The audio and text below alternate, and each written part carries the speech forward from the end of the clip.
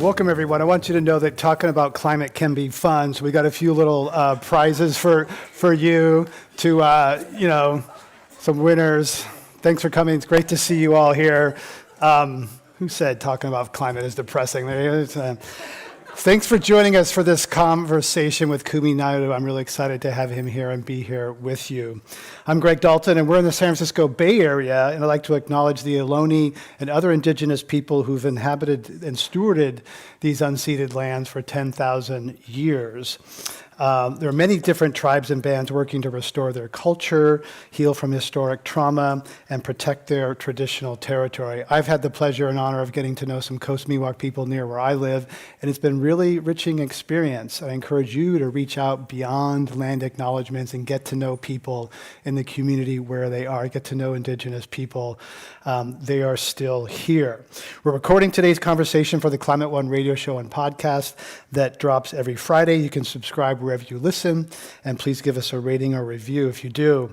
We record here in person about once a month. Next month, however, we'll have a special live stream remote with Pulitzer Prize-winning journalist and writer Elizabeth Kolbert. She's a staff climate writer at The New Yorker, you may know, and author of such influential books as The Sixth Extinction and Field Notes from a Catastrophe, which was the first ever climate book that I read, and she was the first climate interview that I ever did back in 2007. She'll be talking about her new book, H is for Hope, with Climate One co-host Ariana Brocious. That's noon on Thursday, March 24th, online, and you can register for the live stream at our webpage, climateone.org. At the end of today's conversation, we'll take questions from the audience. Please write your name legibly and a brief, concise question on the name cards. We'll collect them, and then we'll call people to the microphone in a sequence and invite you to ask your question at the end. Tonight's event is called How Can Activism Win Bigger and Faster? And in the spirit of challenging and stretching, we have a special opening for you today. I was at Bioneers last year over at Zellerbach, and I saw Rebecca Solnit give a stirring speech. I think she might be here with us. Afterward, there was a young dance group, and a spoken word poet took the stage and really stole the show. And she is with us here tonight. So please welcome Alex Ajose Nixon.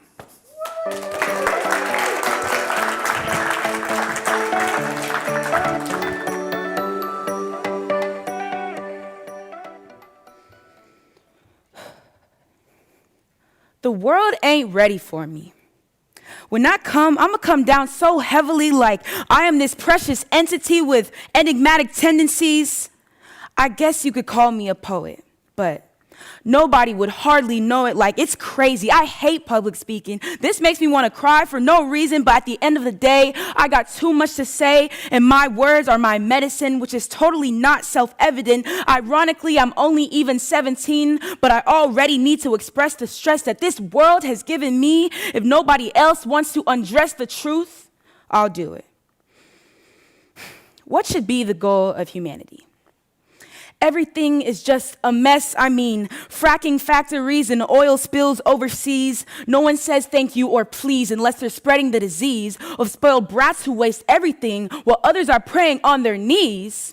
Everything is for money these days, and there's no space for the games we'd played. The idea of fun is funny to say, but bombing foreign countries, yeah, that's okay.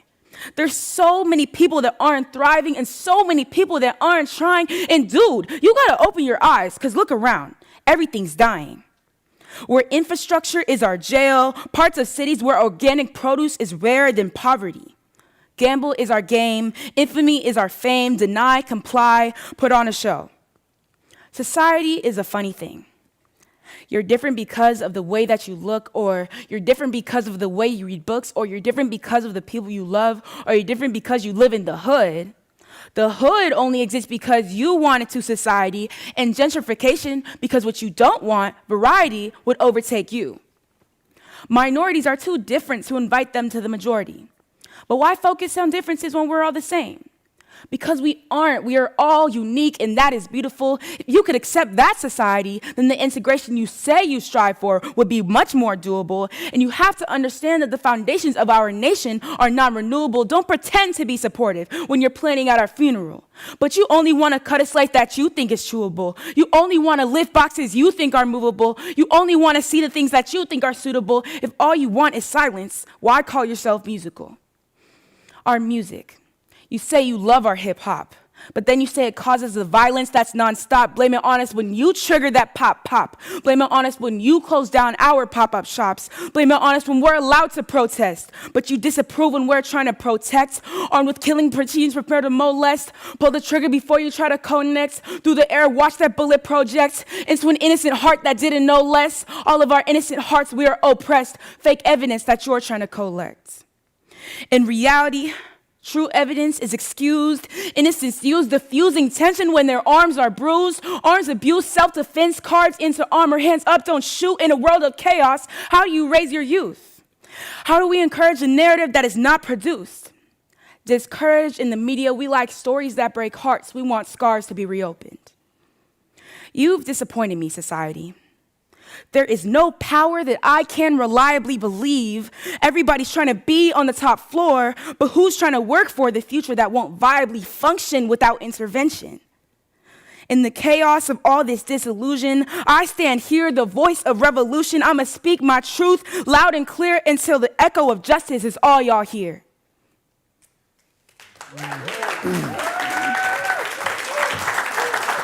Alex, Jose, Nixon. Wow.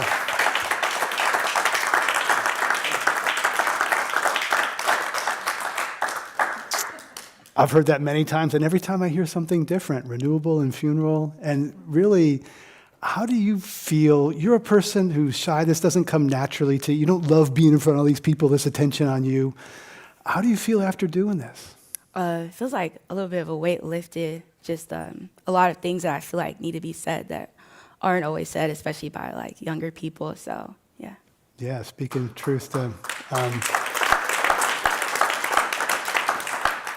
very powerful. And what are some of the adult reactions to people hearing this? Are they like patronizing? They feel guilty? I'm sure there's lots of reactions. Yeah, I've gotten a lot of that. A lot of people say afterwards, like, oh, I didn't realize, like, I'm part of the problem, or like things like that, or just like, oh my gosh, like, how did you do that? That was amazing. So it's good. Right, and words are medicine. That's just powerful. I want to say, like, there's so much, like, every time it's so rich in there. Yeah, there's a lot. I feel like that line in specific is really just about, like, for me, because I'm not naturally like a person who likes to speak like this, so writing stuff down can help me process just the amount of just trauma and chaos that goes on in the world, because, you know, from a young age, especially living in Oakland, you see that, just how crazy the world is, so I use that to help cope, really. And how about climate? That's heavy stuff for people your age. Yeah, 100%. I think growing up in a world where climate change is so apparent, it's almost like depressing, and we can't just be like complicit. So for me, like writing about it helps me feel like I'm not complicit. So I've known you since you were a baby. Do you think your parents in our generation has failed you? yeah. Okay, well, okay. Thanks, Alex. Good to see you. Alex.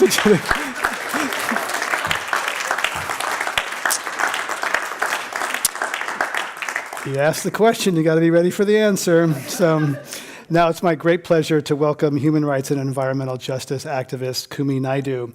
At the age of 15, he organized school boycotts against the apartheid educational system.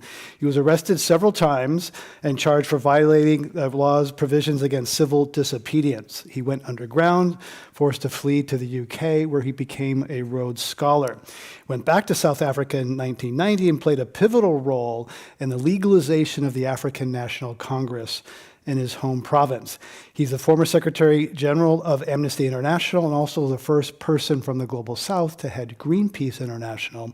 Currently, he is visiting scholar at Stanford Center on Democracy, Development, and the Rule of Law. Please welcome Kumi Naidoo.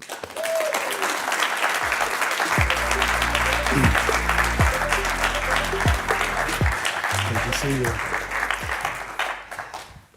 So, tough act to follow. What do you think about, what did you, I'm curious, are you sitting there watching Alex? Alex, you were brilliant. Yeah. And I think she deserves another round of applause.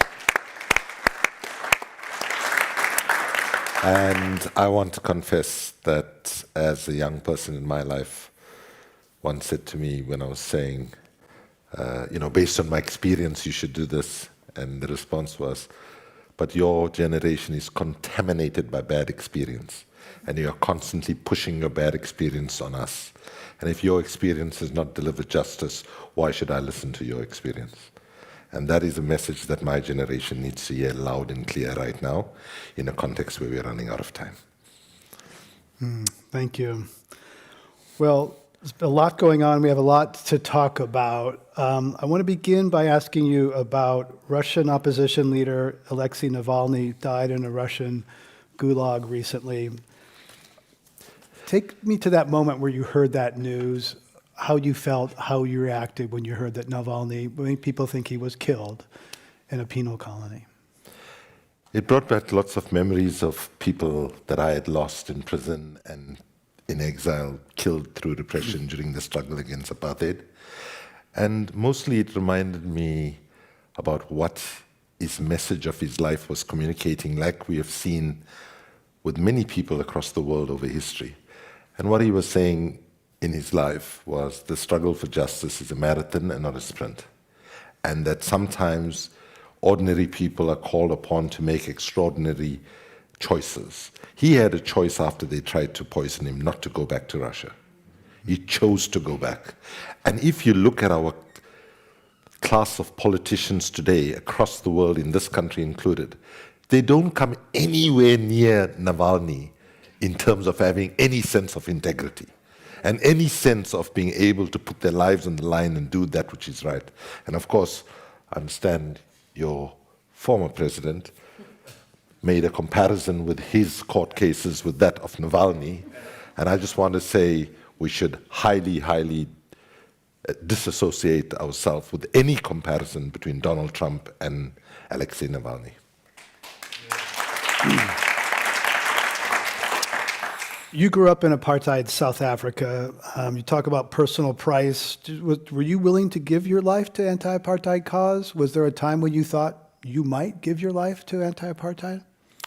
All the time, basically. We got involved, at the age of 15. And I like to tell the story because at the front of the march, our slogan was, "We want equality, we want equality." By the time the slogan got to the younger kids at the back of the march, they were chanting, "We want a color TV, we want a color TV."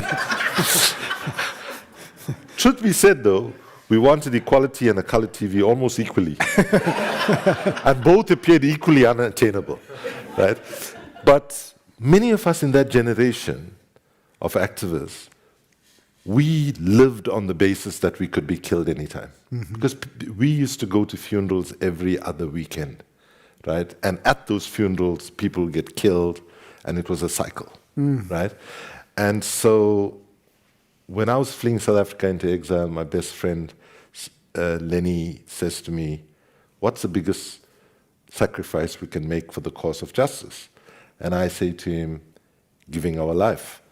And then he says, "That's a wrong answer." He says, "It's not giving your life, but giving the rest of your life."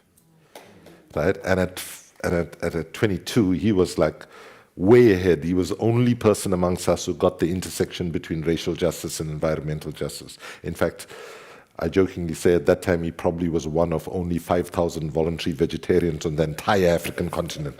Right? So we shrugged and cried and we went in different directions. 2 years later, I hear that Lenny had been brutally murdered by the apartheid regime with 3 other young women from my home city. There were so many bullets in his body. His parents were not able to recognize him at the mortuary. And I had to think deeply about that distinction between giving your life versus giving the rest of your life. We have to shift our young people from any logic about you should die for your country. We need to shift people that you should live for your country. You should live with purpose, both for your country and the world. And that logic of sacrificing your life. And we were brought up on that. That was the diet. Our leaders told us the same thing. But we have to, moving forward, encourage young people in particular to feel that it's possible to be part of a struggle for justice. You might lose your life, but you should not live every day with the psychology of, oh my God, I'm going to get killed at any moment. And, apartheid had human faces, F.W. de Klerk, and there were villains, and there was the system, and there was, the police. Climate can feel so abstract, especially compared to civil and human rights. And so how does addressing climate require different tactics and thinking than, the regime of F.W. de Klerk? Yeah, well, as I like to say, this South African situation was pretty black and white, literally and figuratively, right? Climate and other struggles are actually a very different, more complex problem. Because one of the main reasons that drives denialism around climate is like, if there's a drought, and a serious drought or serious flooding, when you say, listen, this is for decades now, this is telling us that things are getting worse and that the climate science is right. Weather's always changing. It could be act of God. It could be the rapture coming. Exactly, exactly. That's exactly what you're hearing all the time, right? And so, but there is another problem. It's not a linear causality. Let's say when I was doing human rights work, right, and you're dealing with the issue of torture. With torture, you can take a person who has survived torture and they might have scars on their bodies, and you can take a photograph and you can communicate that. Or if somebody is homeless, you can, capture the reality. The reality to show exactly what climate change is not that easy. And say for us in Africa, even though we have contributed least to the problem, we are paying the first and most brutal price, right? And for us, the manifestation of climate impacts is not like psychedelic typhoons and hurricanes and tornadoes that you have here. Things that is a massive media moment when it happens. It's right? Slow moving. Desertification moves slowly. Exactly. It's drought and desertification, which is one of the biggest impacts of climate change. Parts of our continent are becoming completely depopulated, but it's hard to make the connection to climate change as easily. And the thing about the other challenge we have with climate change is it's not in absolutely an immediate way every single day. It can be there if you're following the news in different parts of the world, but if people live in a particular community, like we come from Durban, right? And 2 years ago, on 2 days, we lost 500 people like that, through a massive storm, like flooding like we've never seen before. Hundreds of billions in rands of infrastructure damage. Barely made the news here. Of course, yeah. Of course. And right now, I don't even get surprised when lives are lost in the global south, that the global north just doesn't register it, because it's just become the norm. We fight against it. We want people in the global north to understand that our lives are no less, cheaper than your lives are. But I just would end this point by saying, when we say global north and global south, please understand what we are saying is that the overwhelming global majority in the global south and the minority in the global north. Right? Understand, look at the numbers that we are talking about. So we have a deeply undemocratic world, and that is probably one of the main reasons why we're not making progress on climate. Right, and we've talked about the lack of the inequity and the lack of a human face. And as someone who used to head, the foremost human rights organization, you said that your case there was like more human rights. And yet, I think part of the problem with climate is that we've been too focused on humans over all other species and over the environment. We've been human-centric while also not valuing humans. So can you untangle that one for me? Because, we value human life over all other life. And yet if you're Eastern or philosophical or Buddhist, you're like, it's all connected. It's the same life. absolutely agree with that framing, right? But let me just say that there's one thing that you say that actually does not resonate with me. Good. And that is we value human life. No, we don't. We don't sufficiently, right? Because, and by the way, I'll make a critique from the space I come from.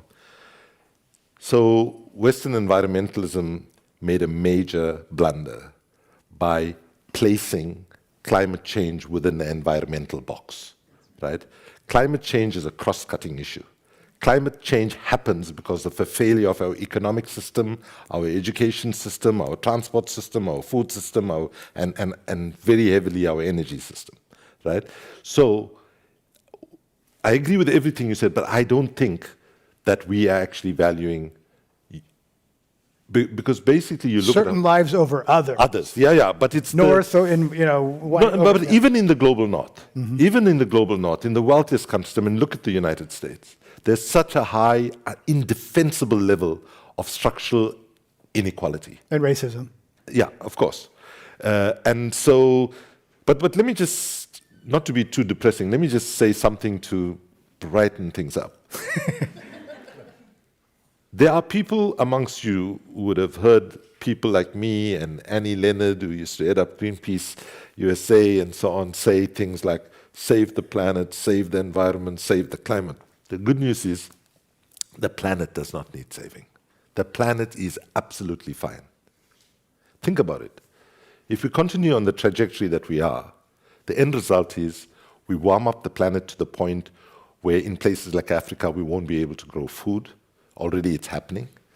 We destroy our water resources. We have heightening of extreme weather events. And once we can't grow food and we destroy our soil and water, the end result is we will be gone, the planet will still be. And the good news is once we become extinct as a species, the forests will recover, the oceans will replenish, some species will return. And we have to understand the struggle to avert catastrophic climate change is nothing more and nothing less than protecting our children and their children's futures.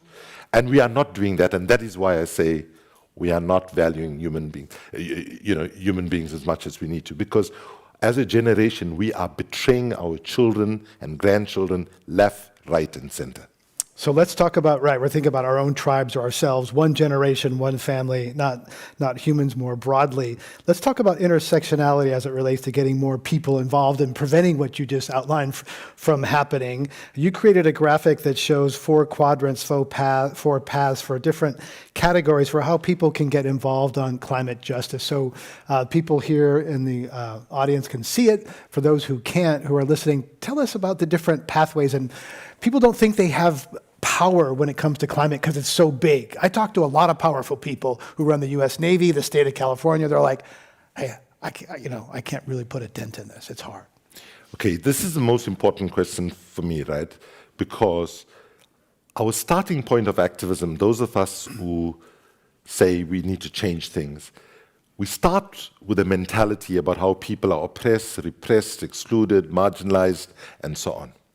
And what has happened over time, unwittingly, is we have actually come to think that people have much less agency than they actually, notwithstanding all those injustices that people have absorbed, that they have, right? And what is needed for us to remind ourselves about the power that people have, the different kinds of power that people have. So this comes out of a bit of a frustrating experience during COVID and lockdown, where I was working with a bunch of people and they kept talking about how people are like decimated because of COVID and all the other associated challenges. And I plotted out here 4 quadrants or 4 areas where people still have power, and it's up to change agents now and activism now to harness that full power. I'm not going to go into everything, but why I put people have power as at the center, and you read each one, is to remind ourselves that people still have considerable power if we can enable that power to be released, right? So on harnessing our autonomy, for example, people have tremendous powers as citizens and voters, as enforcers of transparency and accountability, as litigators. You know, even in the red state of Wyoming recently, right? young people were able to take a court case and actually win a court case, showing that the federal government was betraying. Yeah, I think it was Montana, but I know you're British. Geography's sorry. not so good for you. I know that. It was Montana. I've made this mistake before. I've made this mistake. One of those big square states. Yes. It's all right. Sorry, I've made this mistake before. This is Montana. But I want to just say that the second area, which is harnessing our creative participation, and this is where I consider climate activism has made its biggest error, right? And that is, we have tried to shift people into action by science, facts, figures, policies, and proposals. Everything aimed at the head, and we have ignored the heart. Now, I hate to say this, but Steve Bannon and Donald Trump actually get it. They get that you move people not by facts, figures, and so on. And I'm not saying we need to do what they are doing, where they actually falsify the facts and talk outright lies and create alternative realities.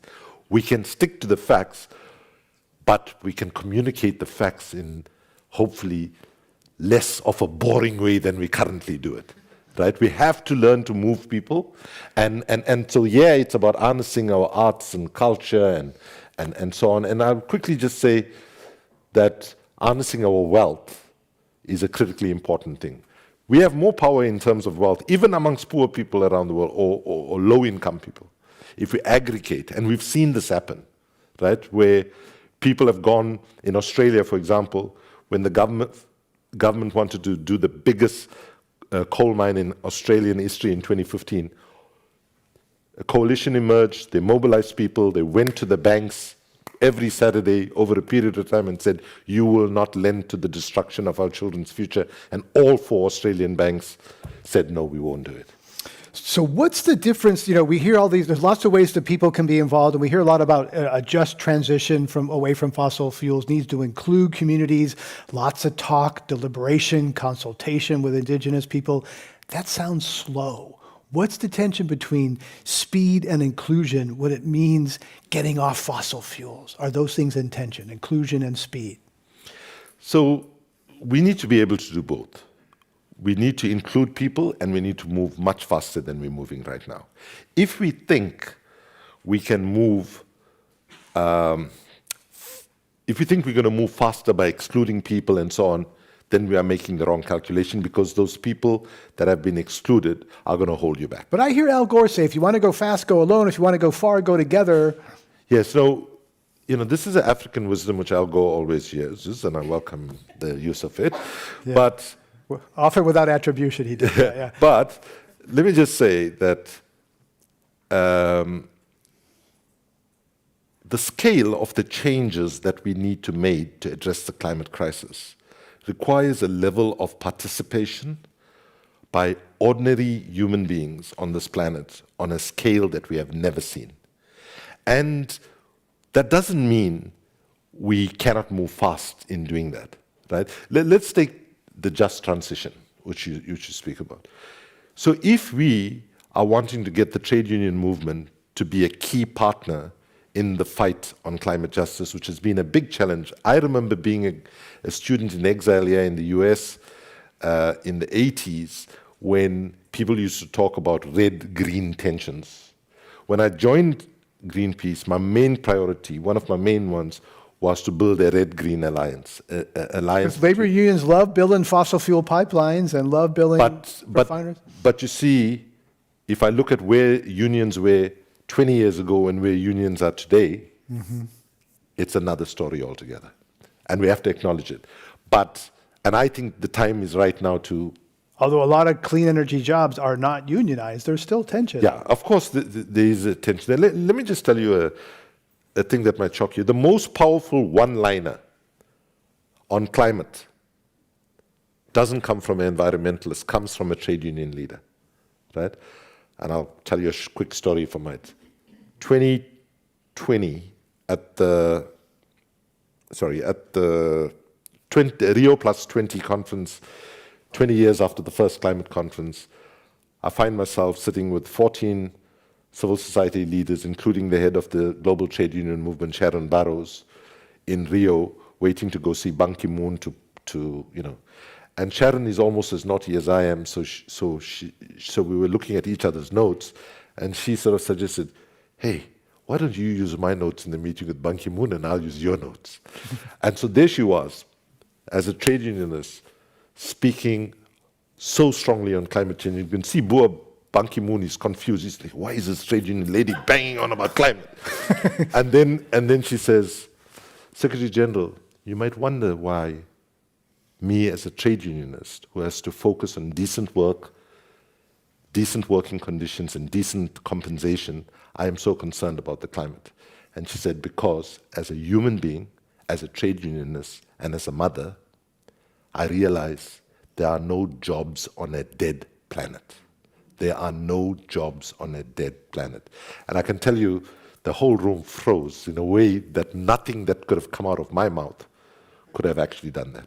So people, that was a switch. Let me ask you about another switch. Bill McKibben, the environmental activist and climate activist, says advocates need to shift from no to yes. That environmentalists are very good at no to this pipeline, no to this, no, no, no, no. And many good things, stopping bad things from happening, and they also need to shift to yes. So what do climate people need to say yes to that they've been saying no to? So, Bill is a close friend and a comrade who have traveled many journeys with him, and I agree with the thrust of what he's saying. But actually, if you look at mainly what mainstream environmentalism is saying, the high-profile organizations and so on, you have to stop that which is bad. But I think it's not today. Whether you look at smaller, less bureaucratic civil society organizations as well as the bigger ones, equally, if you look at the thrust of the work, there's lots of solutions work that is happening there, propositional work. We need more transmission, we need more housing, we need more of a lot of good things. And as head of Greenpeace, quite some time ago now, this was something that I used to say, as did my colleagues at that time, and as did my colleagues after me, say all the time. Like I remember I went into, do you know this program, BBC Hard Talk?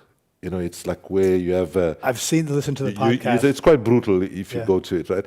And so I was, in an awkward moment, I just said, listen, let me just say to you that climate change can be an opportunity, right? Because we have lived in a world for far too long where we've been divided by north, south, east, west, rich, poor, developed, developing. Because we have to realize now that we get this right as people in the rich part of the world and the poor part of the world acting together, or if we don't, true, people in the poor parts of the world in the global south will pay the first and brutal price as is happening now. But ultimately, all of us are going to be impacted. And therefore, we should be turning this moment to actually reconstruct our economy, our energy system, and so on in a way that includes everybody. Do you really trust elites to disrupt a system that benefits them? You have a PhD from Oxford, you're at Stanford, which is wash and money from tech, et cetera. Elite institutions are, my alma mater, the endowment went up $3 billion during COVID. Do you really trust elites to disrupt a system that they benefit so handsomely from? No, I think it would be a fallacy to do that, right? That is not to say that all spaces and places can be sites of struggle, right? I will not, for example, abandon elite institutions which have capability, resources, knowledge, highly skilled people, and so on, to move them to the level of ambition that they need to. But at the end of the day, your question is absolutely well put. That if we want the scale of change that we need to be bringing the voices of a much larger number of frontline communities that, as we sit here today, are paying the price of climate change. So the power. So what I've tried to do all my life is, in South Africa in 1986, while I was in the run from the cops, I found myself with a disguise and so on at a Rhodes Scholar interview. And the selection committee there messed it up badly and they gave me the Rhodes Scholarship. So I've made it to Oxford. I have a PhD from Oxford, and I have tried. I was very clear.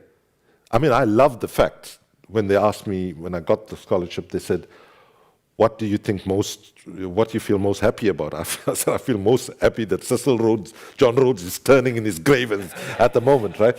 But I was very clear, as have been many other people who have had the possibilities of access to privilege, to use that privilege in a way that is to serve the majority. And then there are difficult questions. One of your things about your poem that moved me so much is, even though you didn't use the word, I use the word these days often to say that the biggest problem in the world disease we face is not COVID or any other disease, but it's a disease we can call affluenza. And affluenza is a pathological illness where humanity has come to believe that a good, meaningful, decent life comes from more, and ever more material acquisition.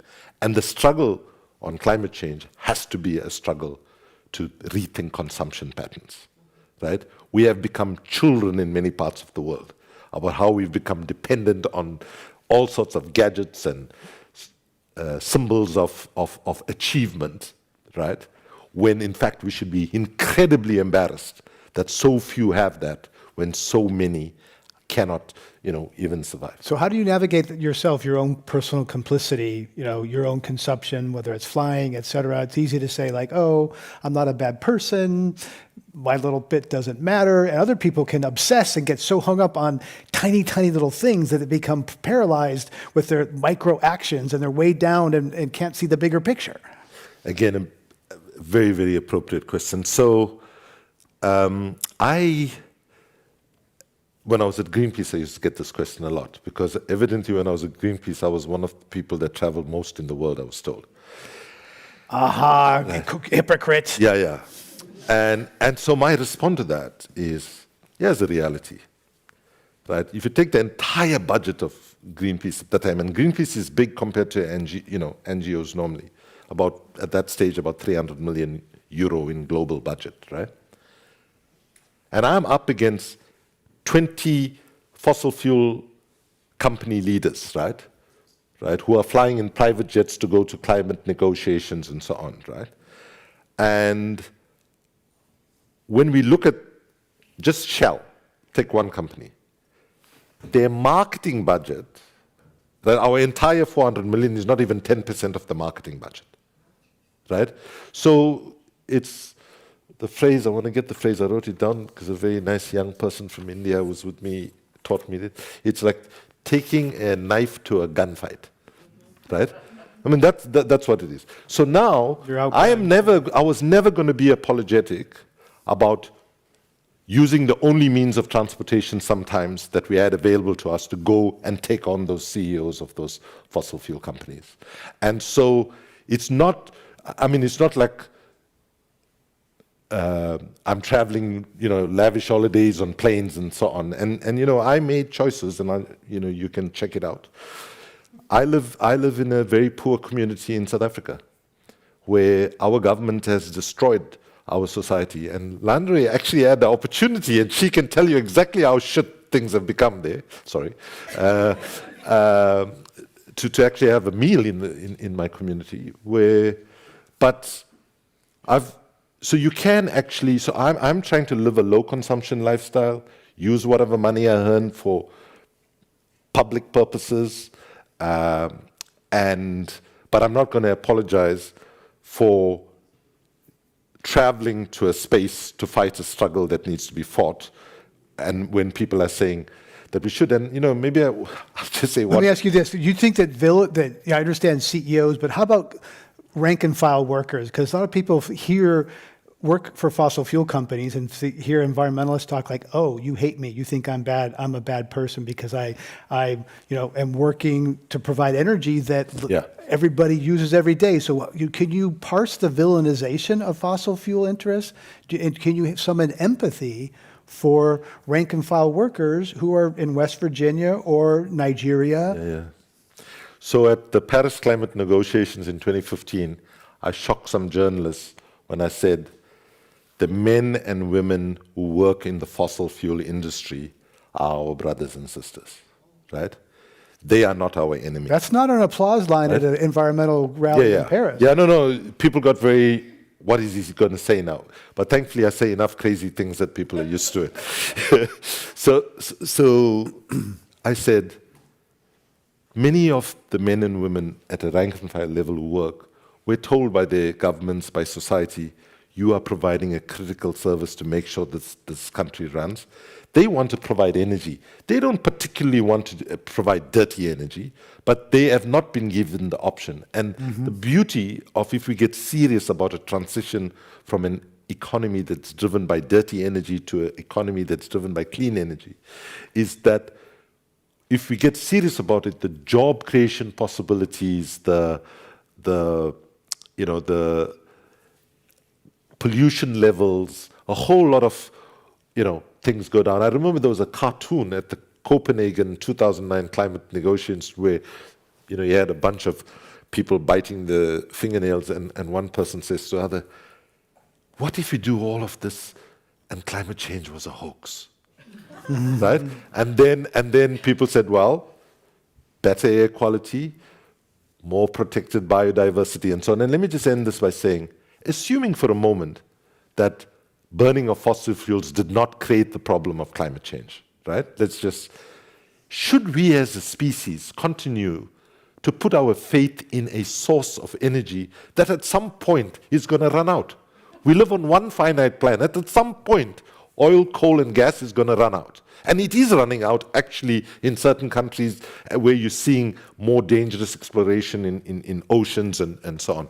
So, well, but we've heard peak oil and peak supply for a long time, and the shale revolution created a whole new supply. I think we'll hit peak demand before we hit, the sort of, peak oil. We'll run out of, if we burn all the stuff we have, we're going to fry ourselves long before we get there. How do you answer the question, is it too late? This one, this is my line, but I must confess to you, not every morning when I wake up, I feel I can say it as confidently as I'm going to say it to you now. The reality is, we still have a small window of opportunity. So long as that window is open, we need to keep our optimistic take on it, right? But that window of opportunity is closing and fast closing. But we have to believe that humanity can rise to the challenge and broaden that window and turn things around. But good things are happening. Yeah, and as you and others point out, it's happening too slow. So here's the main sort of rallying call that I'm promoting everywhere and all the movements that I'm part of, where I say that in the moment of history that we find ourselves in, pessimism is a luxury we simply cannot afford.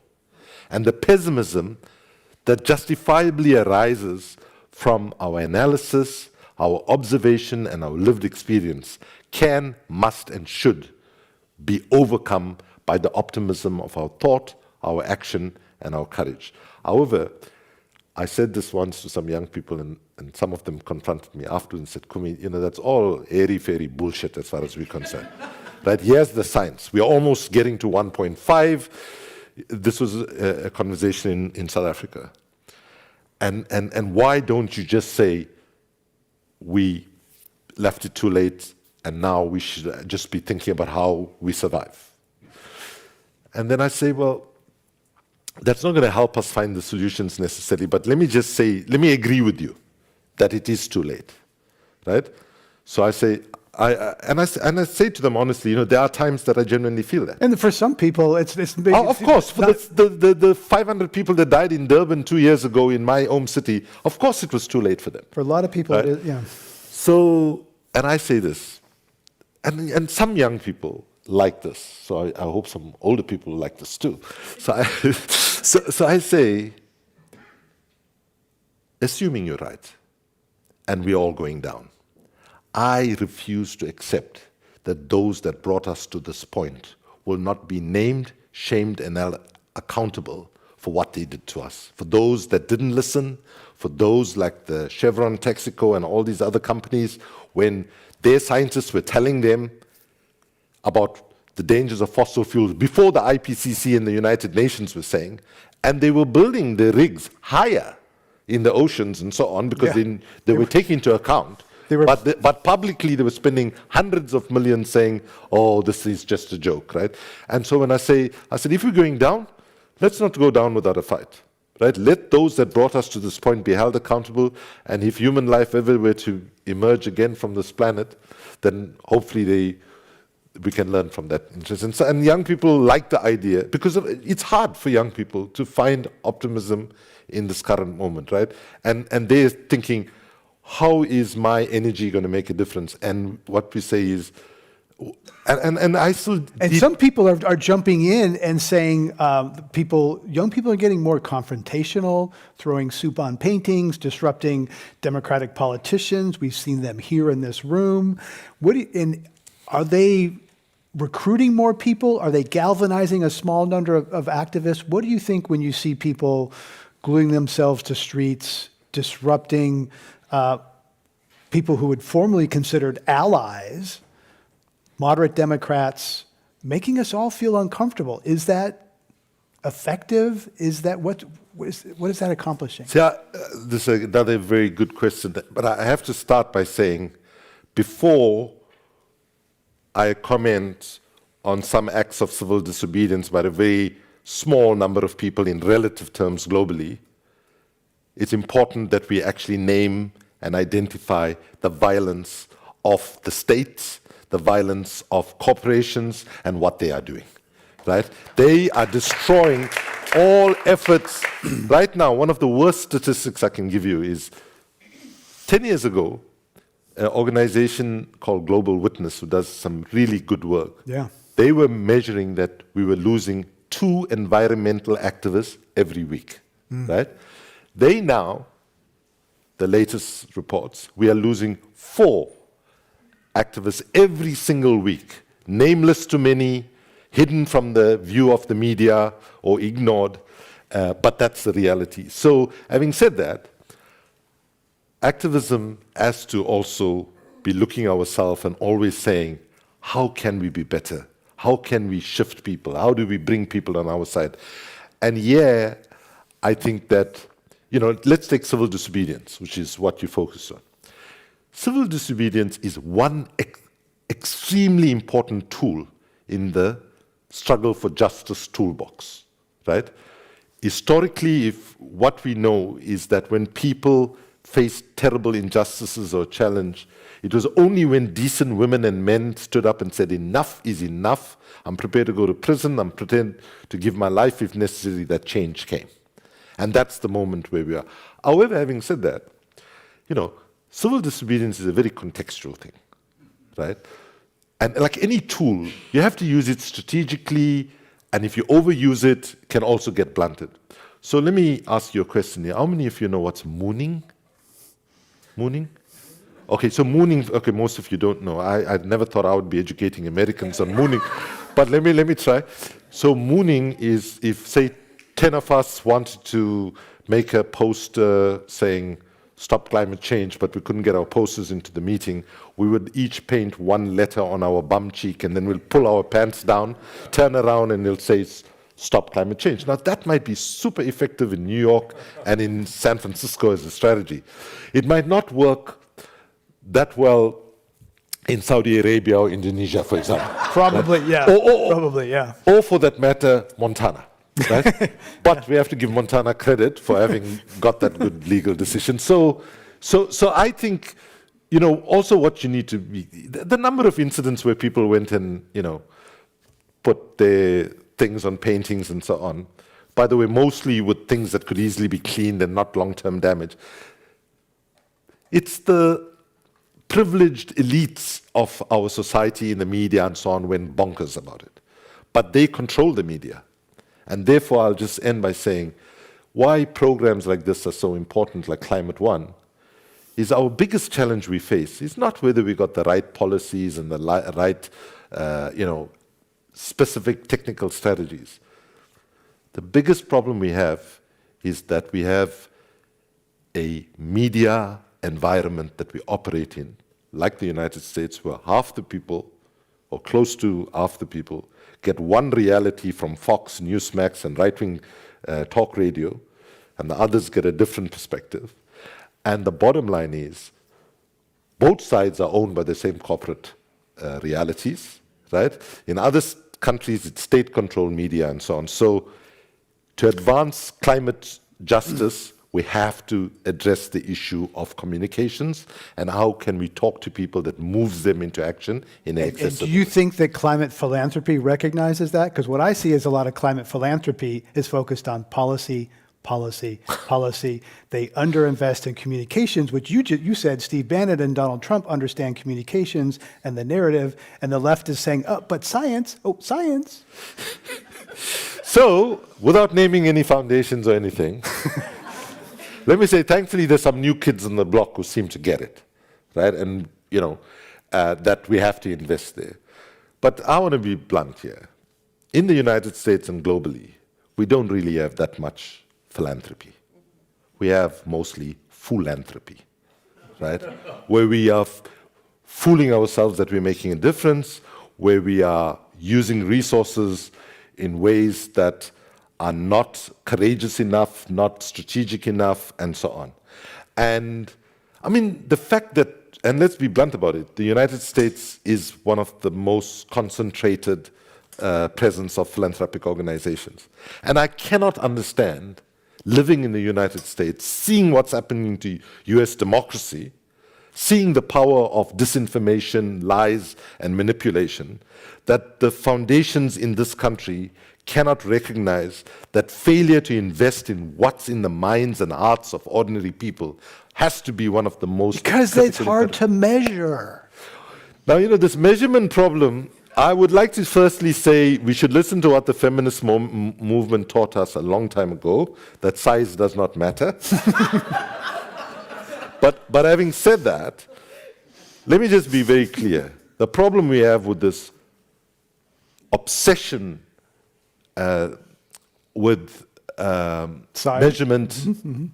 Sorry, no. You're taking me backward to I'm trying to leave there. There's a simple truth. Not everything that counts can be measured, and not everything that measured counts, right? And unless we understand this, we will continue to create an industry of measurement, which is what we've done, by the way, right? Lots of people doing really well, measuring all sorts of things, right? And let me understand, just put yourself in the situation, right? We're in such a volatile world. Assuming we had spent billions of rand, or millions of dollars doing strategic planning exercise, and we get so precious, oh, we're doing this process, we have a 5-year plan. 5-year plans right now is a stupid thing. Because imagine you did a thing, right? Just before Russia invaded Ukraine. Your plan was dead. Everything changed. So right now... Or COVID or anything, yeah. Well, COVID. So right now, I'm not saying, obviously, on the other hand, if you fail to plan, you plan to fail, which is something I learned very young. So I'm not saying we shouldn't have strategic plans and so on.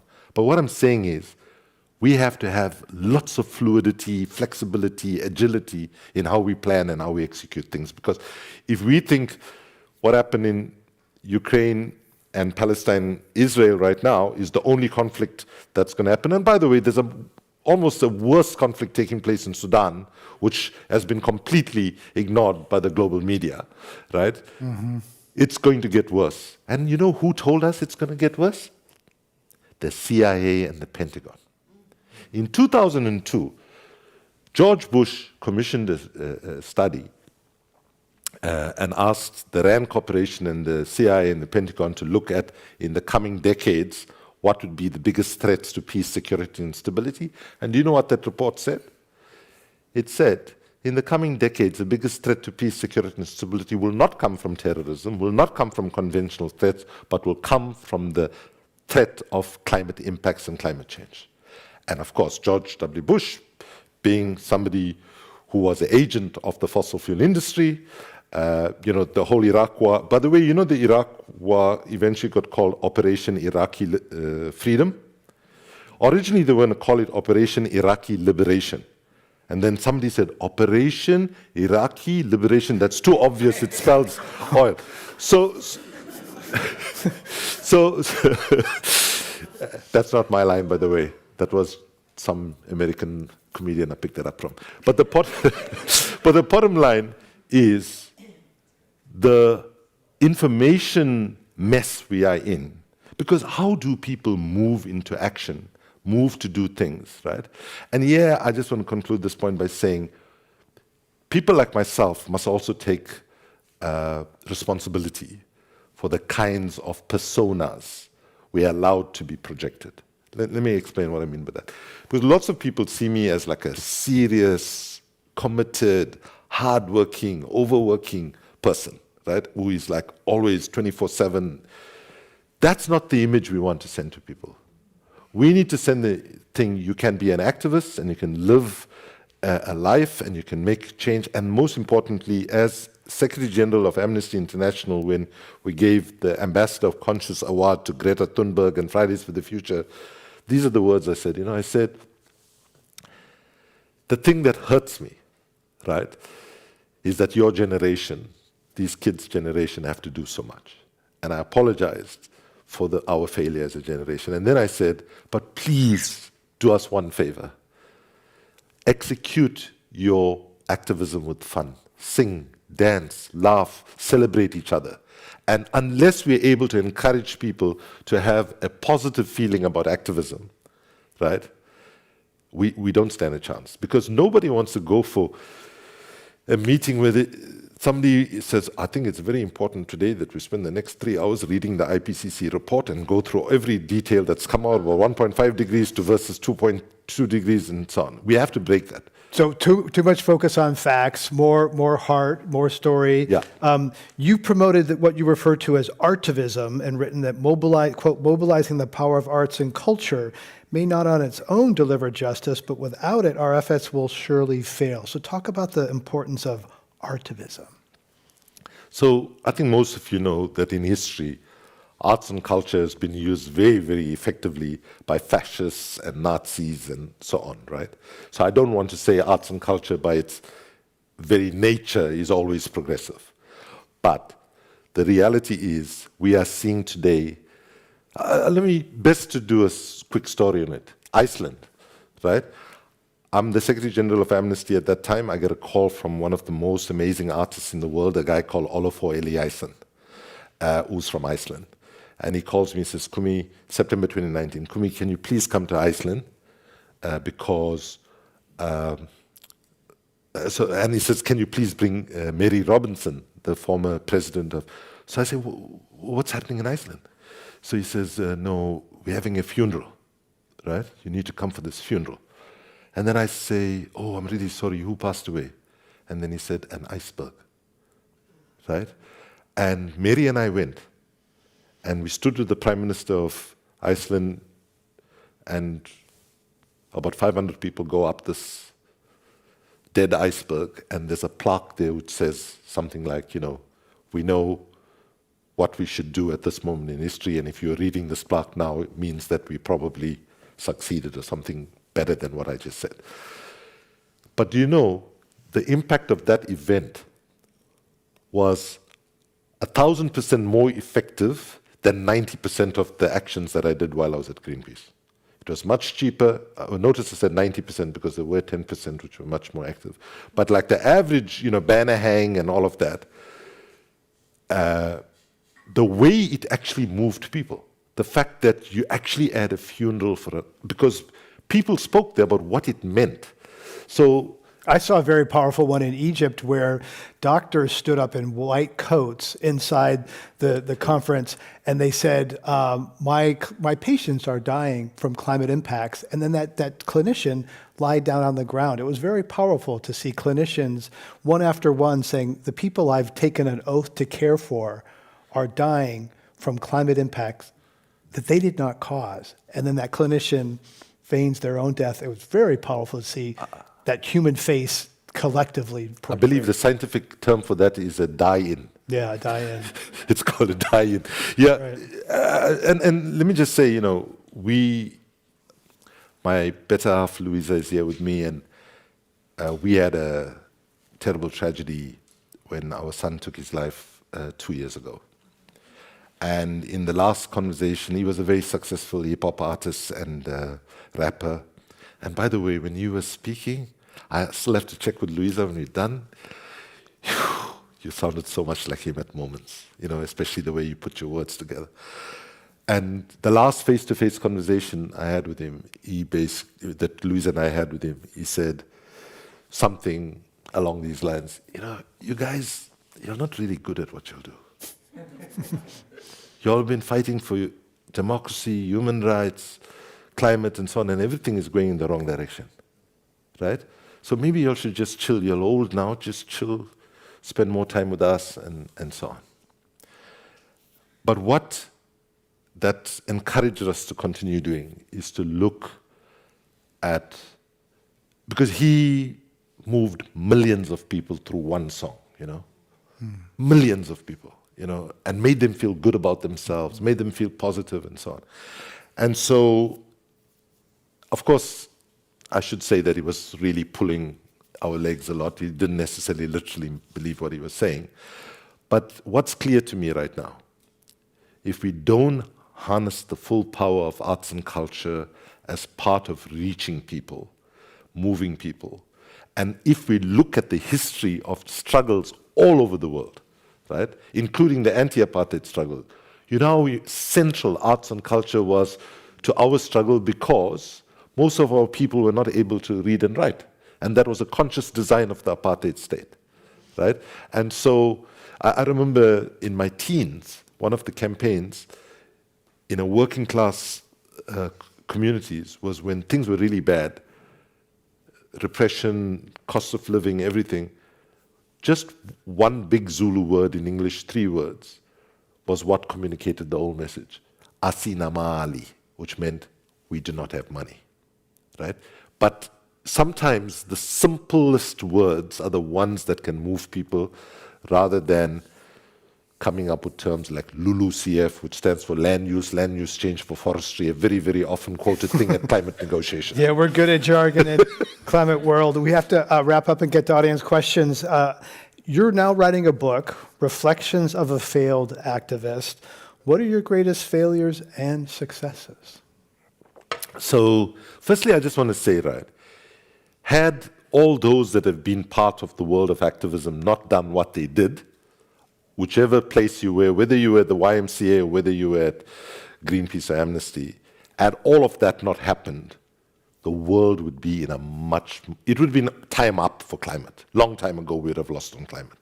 So I just want to start by saying... So we've made a lot of progress, some progress. Not enough, but we've definitely made some. Well, I don't know whether I would put it as strongly as that. I would say that we've been holding the wall from crushing us. Okay. Right? We've been pushing the wall back and we've held and contained it a bit.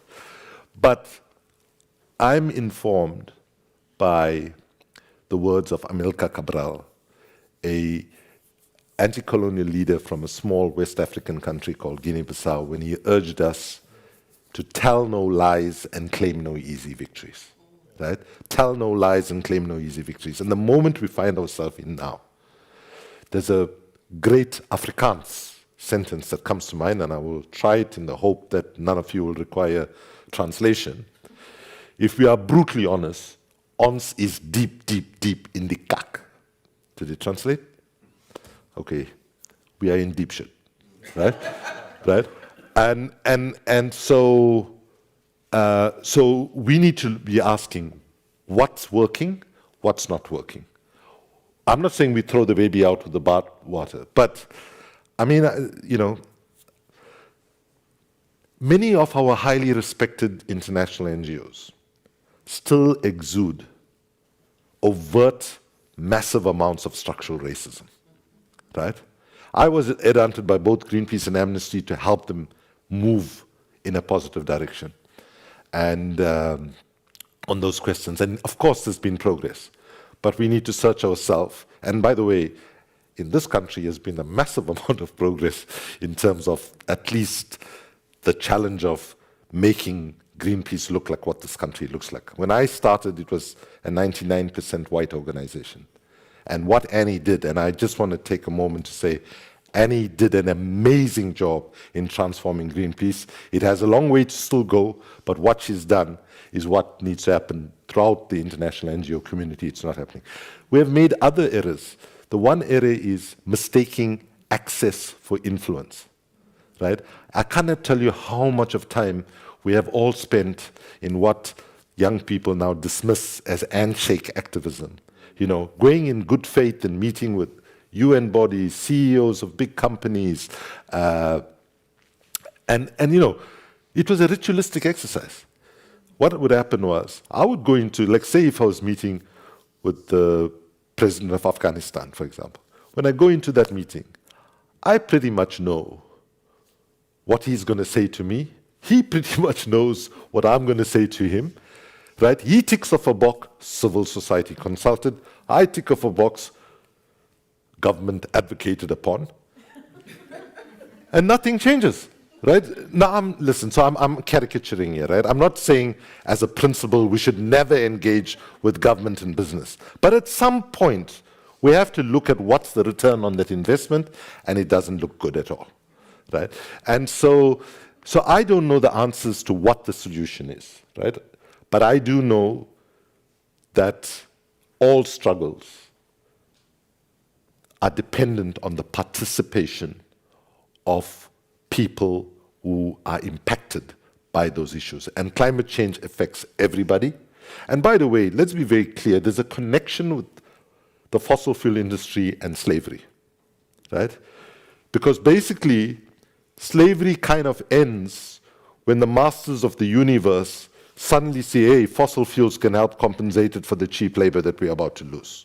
Right? If you go back and look at you know, I'm putting it too starkly for some people perhaps, but understand that fossil fuels for the majority of people in the world, when we look back and read it, will be seen as just another form of sophisticated slavery that actually created the 1% in many parts of the world.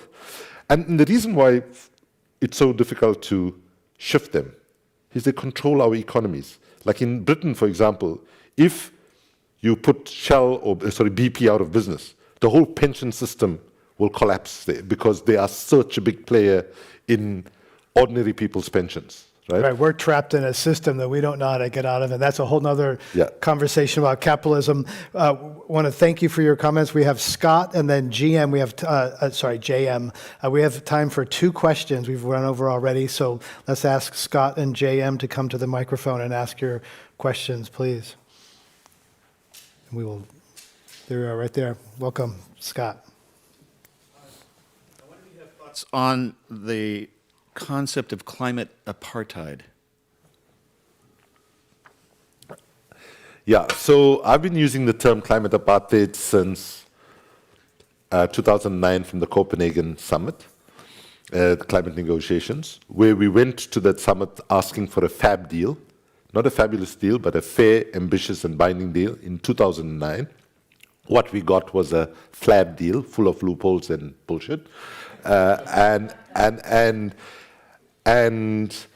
basically climate justice in 2009. Let me just say, for some of the hold hands there. You know in 2009 at the Copenhagen summit, most of the US environmental community completely were blocking us from even talking about climate justice.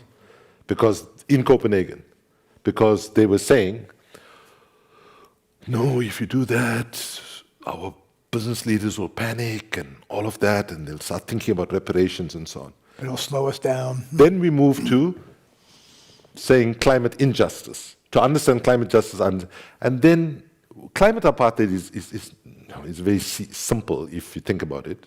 You look at which parts of the world historically created the problem and which parts of the world are paying the worst and the most brutal price today. It creates a very uncomfortable demographic picture. I'm being a bit more polite in my wording now. But basically, at the end of the Copenhagen summit, and And I'll just tell you, you can go on YouTube and Google this, right? Greenpeace just put out my comments at the end of just put out recently, or unless I only saw it for the first time, but it's being promoted. They put out my comments at the end of the climate collapse in Copenhagen. And interestingly, the most powerful thing I thought I said is edited out of it, where I say, why has there been such a lack of urgency, right?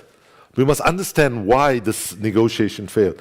And then I give some speculative comments. I say, is it because the people in the Pacific Island states and the ones in the first line of attack from climate change live in places where there's no resources under the ground? Is it because they are seen as remote places with very small populations?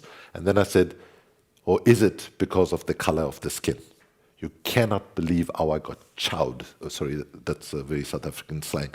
How I got beaten up by very established leaders within the environmental community. Say, why are you bringing race into it? We don't want to bring race into it. Race has brought itself into it, and we have to address it.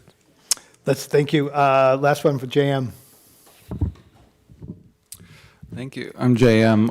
I have worked in philanthropy for the last 10 years, and that's a very pointed critique, which I appreciate. First time I've heard that. You mentioned we need a cure to affluenza, and that requires, I think, deeply spiritual work. And so I'm just curious, like, what do you recommend, or what is the role of spiritual work individually and collectively in achieving the future we need? I am so grateful that that you asked that question and that this is the last question. Because one of the things we must recognize is that we are dealing with a massive global mental health crisis right now. And in that, driving that is eco-anxiety and climate anxiety. Eco-anxiety has been defined as, what's it, baby? My wife told me the exact word. Yeah, chronic fear of environmental doom. Thank you. And Do you feel that yourself? absolutely. And my fear is when I engage with young people and I see the declining hope, because for me, young people are the biggest hope, because their lenses on the world is not contaminated by bad experience. They have the capability to look at old intractable problems and hopefully identify solutions that our generation were not able to see. But if we're going to address the affluenza problem, as JM, we have to deal with the questions of spirituality, right? And we have to be, like, for example, what you are seeing emerging in many parts of the world is how you are seeing an explosion of plant medicine, whether it's ayahuasca from Brazil or iboga from Africa and so on, where people are actually in ceremony, right, exploring different ways of spirituality and so on. I don't, different strokes for different folks on this thing, right, on what route that you have. But I have neglected this for most of my life, I'll be honest with you. And it's only for the last 10 years, really, that I've been trying to do some work in that space. And it's hard work, but it's work that needs to be done. And I think we must be much more open today about what are the possibilities that are available for us. For example, as I speak to you on the psychedelic science level, the FDA and the Veterans Affairs are doing trials on using MDMA to help veterans who suffer from PTSD. And my view is we need to get politicians as far away from medical and scientific decisions and to look at all of these things thoughtfully, responsibly, proper tests and trials and so on, but in a context where the current system of care, psychologically speaking, is not reaching large enough people, we have to recognize that we're not winning, and we must have the courage to do things differently. Right. Climate is a spiritual crisis as much as an environmental crisis. Some people say. Kumi Naidoo, thank you so much for joining us here on Climate One. I'd also like to give a shout out to the Climate One and Commonwealth Club World Affairs teams for making this happen. That's Jason, Dan, Alex, Sean, Megan, Brad, Jenny, Wency, and Ben. Let's give them a round of applause for making this happen. Absolutely. Podcasts of this and other Climate One shows are available wherever you get your podcasts. I'd like to thank you joining us in the room and online. And please give us a rating or review if you haven't already. And thanks, Kumi, for joining us. And thanks you all. We'll see you next time, everybody. Thank you. Thank you.